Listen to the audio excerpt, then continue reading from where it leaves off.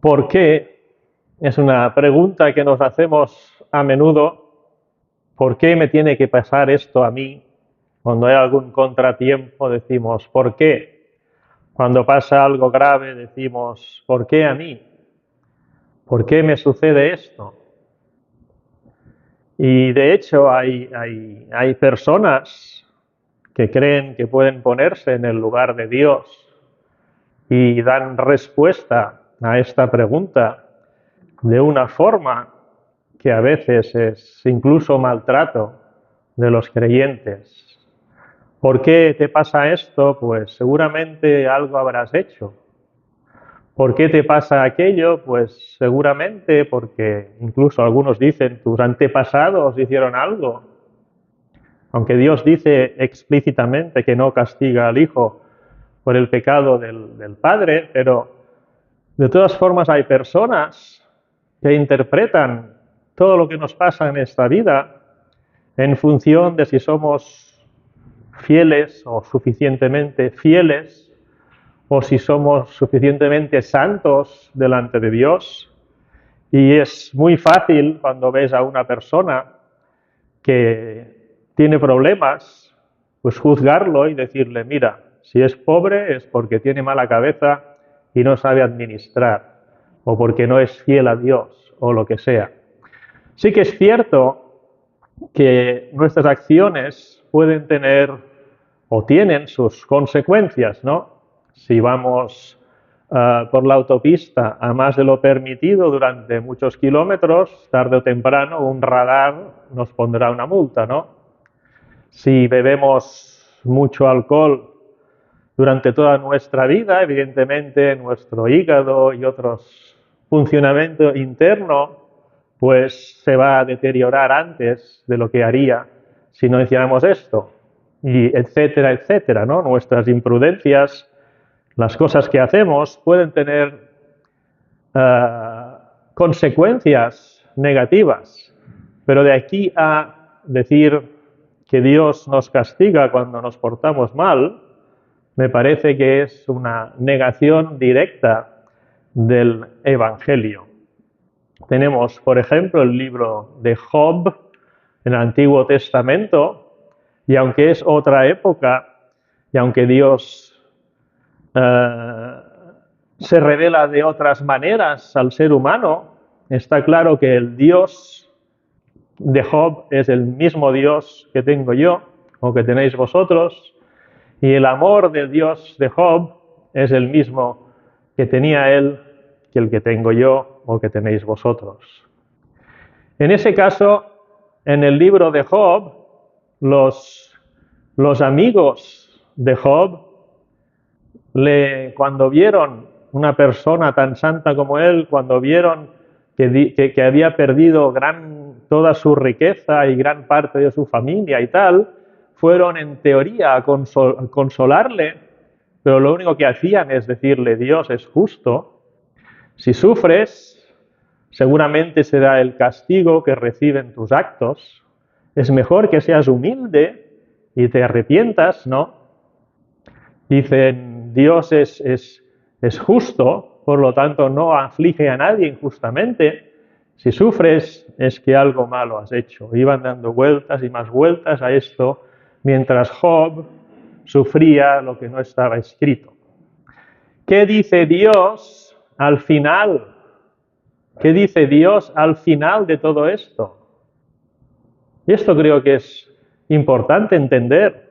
El juicio de Dios en el libro de Job, Dios quiere aniquilar a estas personas porque no son amigos ni son dignos predicadores de la palabra de Dios. Y solo se salvan estas personas porque Dios permite o aconseja que Job interceda por ellos. Pero no solo el libro de Job es absolutamente explícito sobre la imposibilidad de que todo lo que nos pasa sea consecuencia de nuestra falta de fidelidad o de santidad delante de Dios, sino también si uno se analiza en su interior, ¿cuántas veces hacemos cosas que no son correctas delante de Dios y tenemos una maravillosa salud? Es imposible que Dios castigue cuando hacemos algo malo, porque yo tendría que estar siempre enfermo y no lo estoy. Me parece que las personas que tienen estas ideas en realidad pecan de no hacer una autocrítica suficientemente buena delante de Dios. Por lo tanto, cuando algo nos pasa que no nos gusta y decimos ¿por qué?, lo que no podemos hacer nunca es dudar del amor de Dios para con nosotros. Lo que sí que tenemos que hacer siempre es recordar que Jesús pagó por nuestros pecados. Él llevó el pago de nuestros pecados en la cruz y no vamos a tener que pagar nosotros otra vez por estas cosas que ya Jesús ha pagado. Para considerar este tema quería hacer un pequeño análisis de una parte de la vida de Abraham. Leemos tal vez primero los versículos y luego los comentamos. Génesis 22, del 1 al 19. Aconteció después de estas cosas que probó Dios a Abraham y le dijo: Abraham. Y él respondió: heme aquí. Y dijo: toma ahora tu hijo, tu único, Isaac, a quien amas, y vete a tierra de Moriah y ofrécelo allí en holocausto sobre uno de los montes que yo te diré. Y Abraham se levantó muy de mañana y enalbardó su asno y tomó consigo 2 siervos suyos y a Isaac su hijo y cortó leña para el holocausto y se levantó y fue al lugar que Dios le dijo. Al tercer día alzó Abraham sus ojos y vio el lugar de lejos. Entonces dijo Abraham a sus siervos: esperad aquí con el asno, y yo y el muchacho iremos hasta allí y adoraremos y volveremos a vosotros.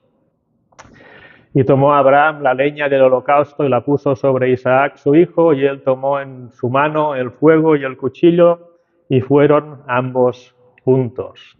Entonces habló Isaac a Abraham su padre y dijo: Padre mío. Y él respondió: heme aquí, mi hijo. Y él dijo: he aquí el fuego y la leña, mas ¿dónde está el cordero para el holocausto? Y respondió Abraham: Dios se proveerá de cordero para el holocausto, hijo mío. E iban juntos. Y cuando llegaron al lugar que Dios le había dicho, edificó allí Abraham un altar y compuso la leña y ató a Isaac su hijo y lo puso en el altar sobre la leña. Y extendió Abraham su mano y tomó el cuchillo para degollar a su hijo. Entonces el ángel de Jehová le dio voces desde el cielo y dijo: Abraham, Abraham. Y él respondió: heme aquí. Y dijo: no extiendas tu mano sobre el muchacho, ni le hagas nada, porque ya conozco que temes a Dios, por cuanto no me rehusaste tu hijo, tu único. Entonces alzó Abraham sus ojos y miró, y he aquí a sus espaldas un carnero trabado en un zarzal por sus cuernos. Y fue Abraham y tomó el carnero y lo ofreció en holocausto en lugar de su hijo. Y llamó a Abraham el nombre de aquel lugar: Jehová proveerá. Por tanto se dice hoy: en el monte de Jehová será provisto. Y llamó el ángel de Jehová a Abraham por segunda vez desde el cielo. Y dijo: por mí mismo he jurado, dice Jehová, que por cuanto has hecho esto y no me has rehusado tu hijo, tu único hijo, de cierto te bendeciré y multiplicaré tu descendencia como las estrellas del cielo y como la arena que está a la orilla del mar, y tu descendencia poseerá las puertas de sus enemigos. En tu simiente serán benditas todas las naciones de la tierra, por cuanto obedeciste mi voz. Y volvió Abraham a sus siervos, y se levantaron y se fueron juntos a Beerseba, y habitó Abraham en Beerseba. Un relato casi polémico, un relato espeluznante. No sé qué debería tener Abraham en su mente cuando cogió el cuchillo para degollar a su hijo.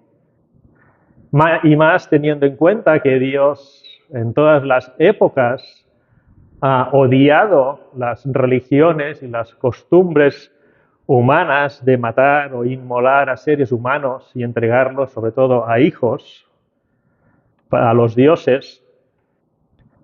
Isaac, ¿quién era Isaac? Dice Isaac, tu hijo, tu único. En realidad Abraham tenía más hijos, pero Isaac era el hijo de las promesas.